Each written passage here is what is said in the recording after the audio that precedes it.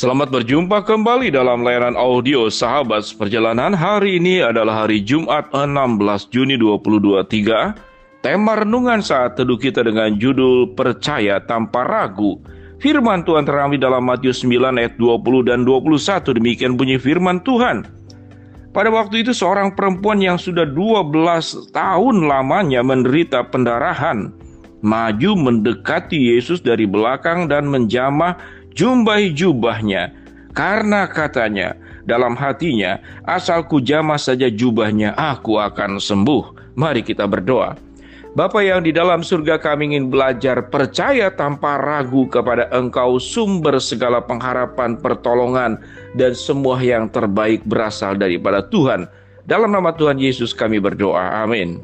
Shalom sahabat seperjalanan yang dikasihi Tuhan, percaya tanpa ragu. Kalau ada unsur keraguan berarti setengah percaya atau tidak percaya sama sekali. Bagaimana bisa dikatakan percaya tanpa ragu? Di dalam Matius pasal 9 ayat 18 sampai ke 26, kita bertemu dengan dua pribadi yang percaya tanpa ragu. Yang pertama adalah kepala rumah ibadat, yang tatkala bertemu dengan Yesus, dia mempercayai tanpa ragu bahwa Yesus adalah Tuhan yang punya kuasa, yang tidak lagi diragukan dan disangsikan. Dan kepala rumah ibadat itu dikatakan, "Ya guru, ya Tuhan, anakku itu yang perempuan sudah meninggal. Namun aku percaya tanpa ragu, kalau engkau meletakkan tanganmu atasnya, ia akan sembuh." Yang kedua adalah di dalam waktu kemudian perjalanan Yesus ke rumah daripada kepala rumah ibadat itu, bertemu kembali dengan seorang wanita yang sudah sakit pendarahan selama 12 tahun. Kalau yang satu kepala rumah ibadat bertemu dengan Tuhan langsung bertatap muka dan meminta tolong, yang kedua adalah yang percaya tanpa ragu itu datangnya dari belakang. Lalu dikatakan orang yang sudah 12 tahun menderita penyakit pendarahan, dia dari belakang menjamah jumbai Tuhan Yesus dan dia berkata, asal ku jamah saja maka aku akan sembuh. Bertemu dengan dua pribadi, yang satu adalah kepala rumah ibadat, yang kedua adalah wanita yang sudah sakit pendarahan selama 12 tahun. Dua-duanya percaya tanpa ragu. Kalau dikatakan mana yang lebih imannya luar biasa, apakah yang sakit pendarahan atau yang kepala rumah ibadat? Karena anaknya sudah meninggal. Tentu dua-duanya membutuhkan sebuah kepercayaan yang penuh. Kalau tanpa mempercayai, maka kemudian itu namanya untung-untungan, panggil saja moga-moga sembuh. Kalaupun tidak, namanya sudah usaha. Itu yang dilakukan orang pada umumnya. Sehingga tidak heran ada orang kalau dengan Yesus tidak sembuh, dia cari-cari yang lain, namanya juga usaha. Tetapi kedua orang ini meyakini bahwa kesembuhan itu hanya datang daripada Kristus. Kesembuhan itu datang dari Mesias. Kesembuhan itu datang daripada Sang Juru Selamat, yang tidak hanya menyelamatkan jiwa yang berdosa, bertobat dan mendapatkan hidup yang kekal. Namun karena Sang Juru Selamat itu adalah Tuhan yang memiliki semua kuasa di dalam dirinya dan dalam kuasa tangannya, sehingga mereka berdua percaya tanpa ragu. Di dalam proses perjalanan kemudian Yesus bertemu dengan anak daripada kepala rumah ibadat itu. Rupanya di sana berkumpul banyak orang yang meniup seruling dan orang banyak ribut.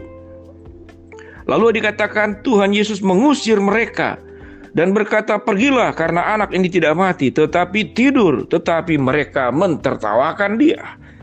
Setelah orang banyak itu diusir, Yesus masuk dan memegang tangan anak itu. Lalu bangkitlah anak itu dan sembuhlah. Maka tersiar kabar tentang hal itu ke seluruh daerah itu. Kita melihat dua pribadi yang percaya tanpa ragu. Dan kita pun dalam peristiwa ini bertemu dengan orang yang tidak mempercayai, bahkan mengolok-olok Yesus. Apa yang dikatakan sewaktu mereka diusir, pergilah karena anak ini tidak mati tetapi tidur. Tetapi mereka mentertawakan dia. Bayangkan, mereka yang berkumpul mentertawakan dia. Ini orang apa? Orang yang sudah mati dikatakan tidur. Orang yang sudah mati dia bisa dibangkitkan. Maka kemudian mereka mentertawakan Yesus. Mereka mentertawakan dia. Dua tipikal, yang satu percaya tanpa ragu, yang kedua adalah percaya kalau ada bukti terlebih dahulu, atau ada bukti pun tetap tidak percaya. Ada yang demikian. Ada bukti pun tetap tidak percaya. Apalagi kalau tidak ada bukti, makin tidak percaya. Percaya tanpa ragu.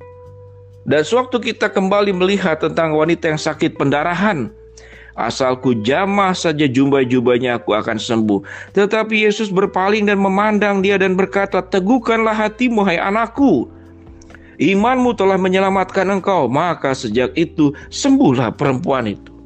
Percaya tanpa ragu. Kalau kita kemudian mundur sedikit, bukankah banyak daripada orang-orang sakit yang berdoa kepada Tuhan minta kesembuhan tapi tidak sembuh, bahkan kemudian itu meninggal. Tidak sembuh, meninggal setelah kita doa minta kesembuhan, itu bukan berarti Tuhan tidak punya kuasa menyembuhkan. Kalau bisa kita pun berdoa, kalau ada anggota keluarga kita yang kita cintai meninggal, kita minta juga dibangkitkan sama seperti anak daripada rumah kepala ibadat itu. Apakah Tuhan sanggup? Tuhan sanggup. Tetapi kesanggupan Tuhan itu tidak bisa diatur oleh kita. Tetapi kesanggupan dan kuasa Tuhan itu diatur oleh dirinya sendiri. Hak prerogatif daripada Kristus sebagai Allah yang punya kuasa mujizat menyembuhkan, kuasa mujizat membangkitkan, itu sepenuhnya di dalam dirinya. Kalau kita berbicara tentang kesembuhan-kesembuhan yang terjadi dalam dunia ini, kehidupan-kehidupan yang kalau bisa tidak punya masalah dalam dunia ini, itu adalah bukan target utama daripada Kristus. Target utama daripada Kristus adalah kesembuhan secara spiritual. Target Tuhan dari yang diutamakan kepada setiap orang berdosa, dosanya yang dicabut. Dosanya yang dicabut di dalam kuasa darah Yesus dan keselamatan, itu yang paling penting dan prioritas. Sedangkan kesembuhan secara fisik, doa-doa yang kita minta, itu adalah hak prerogatifnya Tuhan. Jadi kesembuhan yang dilakukan secara total adalah kesembuhan secara spiritual. Itu yang menjadi fokus daripada Kristus datang ke dalam dunia untuk menyelamatkan setiap orang yang percaya. Lalu ya aspek yang lain namanya kesembuhan, kematian, penyakit, persoalan, itu adalah bagian hak prerogatifnya Tuhan. Kalau Tuhan mau sembuhkan, dia punya rencana dan rancangan. Tapi kalau Tuhan izinkan sakit, ada masalah hidup yang terjadi di dalam kehidupan setiap sahabat seperjalanan, itu pun ada di dalam hak prerogatifnya Tuhan. Tuhan punya kehendak, Tuhan punya tujuan, Tuhan punya rencana yang kita tidak bisa paksa sesuai dengan maunya kita. Kita hanya bisa berdoa dan memohon kepada Tuhan, tetapi selebihnya kuasa itu ada di dalam tangan Tuhan. Kita mempercayai tanpa ragu kepada Tuhan. Yang pertama, Tuhan punya kuasa yang di atas segala-galanya dan Tuhan sanggup melakukan. Yang kedua, percaya tanpa ragu pun, kalau kita ada masalah, ada problem, lalu tetap terjadi, tetap kita alami, sementara kita berdoa untuk bisa dihilangkan dan tidak terjadi, maka kita pun percaya tanpa ragu. Di dalam semua kesulitan, sakit, penyakit, persoalan yang ada rancangan dan rencana Allah yang indah yang sedang Tuhan siapkan dalam kehidupan kita. Itu yang disebut dengan percaya tanpa ragu. Mari kita berdoa. Bapa dalam surga, terima kasih kami sudah belajar kebenaran firman Allah percaya tanpa ragu. Hamba-Mu berdoa buat sahabat seperjalanan yang sedang sakit, Tuhan jamah sembuhkan. Sahabat seperjalanan yang sedang menghadapi masalah, Tuhan bukakan jalan. Sahabat seperjalanan yang sedang berdoa mengharapkan sesuatu, Tuhan akan kabulkan dengan cara dan waktunya Tuhan. Dalam nama Tuhan Yesus kami berdoa. Amin. Shalom sahabat seperjalanan, belajarlah terus percaya tanpa ragu. Sama seperti wanita yang sakit pendarahan 12 tahun dan kepala rumah ibadat yang berharap anaknya yang perempuan dibangkitkan dari kematian dan semuanya terjadi. Shalom, Tuhan memberkati kita semua.